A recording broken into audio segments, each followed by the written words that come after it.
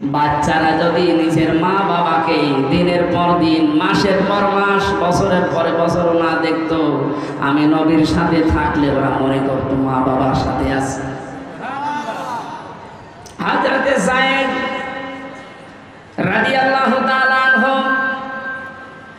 তিনি বিক্রি হয়ে গেলেন একবার ছোটবেলায়।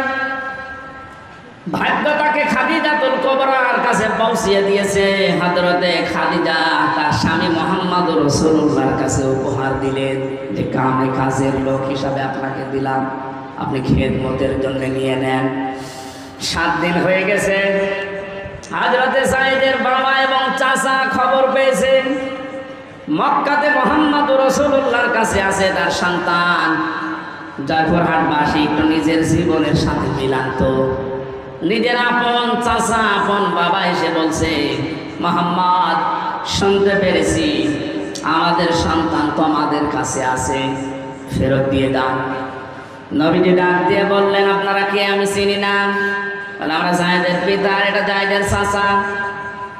বিশ্ব নবী বলেন, আপনারা যদি চাচার বাবা হয়ে থাকেন, যায়েদ যদি আপনাদেরকে চিনতে পারে আর যদি যেতে চায়, আমি বাধা দেব না। কিন্তু জীবনী থেকে একটা পাঠ, আমি 27টা পাঠ বলেছিলাম না, একটা পাঠ আজকে আলোচনা করছি। আচরণ, নবীজির আচরণ ব্যবহারটা কেমন ছিল আর আমাদেরটা কেমন, এটা আমি বাস্তবের সাথে আজ মিলাবো। সূরা আলে ইমরান 159 নম্বর আয়াত, একটা মাত্র আয়াত পড়েছি। এই আয়াতের ভেতরে যা আছে তাফসীর আকারে বলার চেষ্টা চালাচ্ছি, নাকি শেষ করে দেবো? জবান খুলে কোরআনের আয়াতে প্রবেশ করেন। আউযু বিল্লাহি মিনাশ শাইতানির রাজিম। বিসমিল্লাহির রহমানির রহিম। ফাবিমা রাহমাতিন মিনাল্লাহি লিনতা লাহুম ওয়ালাউ কুনতা ফাসসান গালিযাল কলবি লানফাদ্দু মিন হাওলিক ইলা আখিরিহ। সূরা আলে ইমরান নামকরণ আছে, ঐতিহাসিক প্রেক্ষাপট আছে, শানে নজুল আছে, এই আয়াতের ব্যাকগ্রাউন্ড আছে। এগুলো বিভিন্ন মাহফিলে তাফসিরে আপনারা সহজে পেয়ে যাবেন। আমরা এবার মূল শিক্ষায় যাচ্ছি। আল্লাহ পাক বলেন, হে নবী, আমি দয়া করে আপনার অন্তরের ভেতরে, আপনার অন্তরটা মোলায়েম, কোমল, সহজ, সরল, সফট করে বানিয়েছি। আপনি যদি কঠোর হতেন, কর্কশ ভাষী হতেন, তাহলে আপনার কাছে মানুষ ভিড়ত না, আপনার আশপাশ থেকে মানুষ সব চলে যেত। আপনি যেহেতু নরম দিলের মানুষ, মানুষদেরকে আপনি ক্ষমা করেন আর তাদের জন্য ক্ষমা চান। কোনো কাজ করতে হলে যারা অধীনস্থ আছে তাদের সাথে পরামর্শ করে করবেন। কাজটা যখন সিদ্ধান্ত নেওয়া হয়ে যাবে তখন ভরসা করবেন একচ্ছত্রভাবে আল্লাহর উপরে। যারা ভরসাকারী তাদের আল্লাহর উপরে ভরসা করাই উচিত। এইটা বাংলা অর্থ ছিল।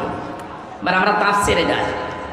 নবীজিকে আল্লাহ এত কমল, এত সফট একটা হৃদয় দিয়েছিলেন, তার যে আচার ব্যবহারগুলো, আল্লাহ পাক তার আচার ব্যবহার প্রমাণ করতে গিয়ে একটা নাম দিয়েছেন, খুলুকুন আযীম।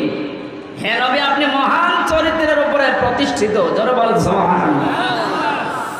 নবীজির যে আচরণগুলো ছিল, প্রথমেই শিশুদের সাথে ধরেন, এটা বাচ্চাদের সাথে যার যে আচরণ, হাদিস প্রমাণ করছে। নবীজি রাস্তা দিয়ে যখন হেঁটে মসজিদে নববীতে কাবা শরীফে যেতেন, রাস্তার আশেপাশে বাচ্চারা খেলাধুলা যারা করত, বিশ্ব নবীকে দেখলে নিজের মা বাবা বড় ভাই সব ছেড়ে নবীর কাছে ছুটে আসতো। আমাদের ভেতরে চরিত্রটা অনেকের নেই। বাচ্চাদেরকে আদর করা, মহব্বত করা, ভালোবাসা দেওয়া। নবীজি বলেন, ছোটদের সাথে আমার ভালোবাসাটা, আমার আন্ডারস্ট্যান্ডিং এমন ভাবে পয়দা হয়েছিল, আল্লাহ তৈরি করে দিয়েছিলেন। বাচ্চারা যদি নিজের মা বাবাকে দিনের পর দিন, মাসের পর মাস, বছরের পরে বছর না দেখতো, আমি নবীর সাথে থাকলে ওরা মনে করতো মা বাবার সাথে আছে। হযরতে যায়েদ রাদিয়াল্লাহু তাআলা আনহু তিনি বিক্রি হয়ে গেলেন একবার ছোটবেলায়। ভাগ্য তাকে খাদিজাতুল কুবরার কাছে পৌঁছিয়ে দিয়েছে। হযরতে খাদিজা তার স্বামী মুহাম্মদ রাসূলুল্লাহর কাছে উপহার দিলেন যে কামে কাজের লোক হিসাবে আপনাকে দিলাম, আপনি খেদমতের জন্য নিয়ে নেন। 7 দিন হয়ে গেছে। হযরতে সাঈদের বাবা এবং চাচা খবর পেয়েছে মক্কাতে মুহাম্মদ রাসূলুল্লাহর কাছে আছে তার সন্তান। জয়পুরহাটবাসী একটু নিজের জীবনের সাথে মিলান্ত। নিজের আপন চাচা আপন বাবা এসে বলছে, মুহাম্মদ শুনতে পেরেছি আমাদের সন্তান তোমাদের কাছে আছে, ফেরত দিয়ে দাও। নবীজি ডাক দিয়ে বললেন, আপনারা কে? আমি চিনি না। বলে, আমরা যায়েদের পিতা, এটা যায়েদের চাচা। বিশ্ব নবী বলেন, আপনারা যদি চাচার বাবা হয়ে থাকেন, যায়েদ যদি আপনাদেরকে চিনতে পারে আর যদি যেতে চায়, আমি বাধা দেব না। কিন্তু যায়েদ যদি যেতে না চায়, আপনারা জোর করে নিয়ে যেতেও পারবেন না। পিতা বললেন, হ্যাঁ, আপনি অবশ্যই যুক্তিপূর্ণ কথা বলেছেন। হযরতে যায়েদকে নিয়ে আসা হলো।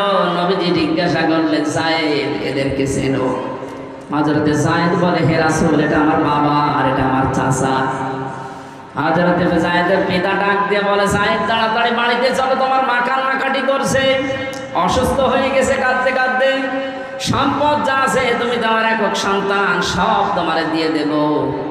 হযরতে যায়েদ ওই দিন একটা কথা বলেছিলেন, আপনি একটু মিলান তো, আপনার কাছের বাড়ির ছেলেটা মেয়েটা আপনার সম্পর্কে এ কথা বলতে পারে কিনা। হযরতে যায়েদ বলেছিলেন, হে আমার পিতা, হে আমার চাচা, বাড়ির সম্পদ সহ যা আছে সব আমাকে দিয়ে দিতে চান। এই 7টা দিনে লোকটার কাছে থেকে যে ব্যবহার আমি পেয়েছি, তামাম দুনিয়া দিলেও একে ছেড়ে দেওয়া যায় না। কি ব্যবহার পেয়েছিলেন নবীজির কাছে মাত্র 7 দিনে এই ছোট মানুষটা। আপনার বাড়িতে যে ছেলেটা কাজ করে, যে মেয়েটা কাজের মেয়ে, ওকে একদিন গোপনে ডেকে বলবেন, তাহলে 2 লাখ টাকা দেবো, তুই কি চলে যাবি? ও বলবে, শয়তান, টাকা দেওয়া লাগবে না, এমনি ছেড়ে দে। কথা বলে দেখেন।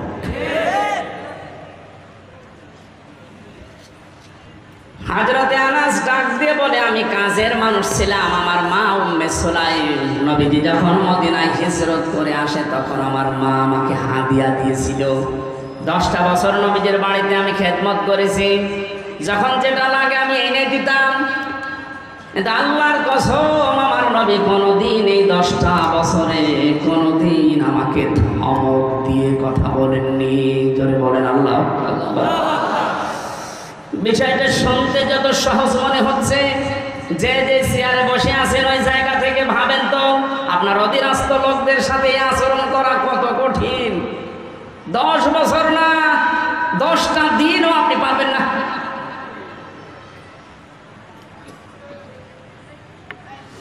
অনেক থানাতে আমি এই যে 13 সাল 14 সাল 15 সাল এই সালগুলোতে আমি থানাতে বেশি থাকতাম। ওসি সাহেব, এই যে কনস্টেবল যে লোকটা অস্ত্র নিয়ে গেটে দাঁড়িয়ে থাকে, এর সাথে যে আচরণটা করে, মাঝে মাঝে আমার মনে হতো, আল্লাহ, এই কনস্টেবল যদি ওই চেয়ারে বসে, আর আল্লাহ তুমি ওরে যদি ওখানে কনস্টেবল হিসাবে দাঁড় করিয়ে রাখো, ও যে ব্যবহার করলো কিছুক্ষণ আগে, ওইটা যদি ওর সাথে করতো, আমার মনে হয় ঘৃণায় করে দিত।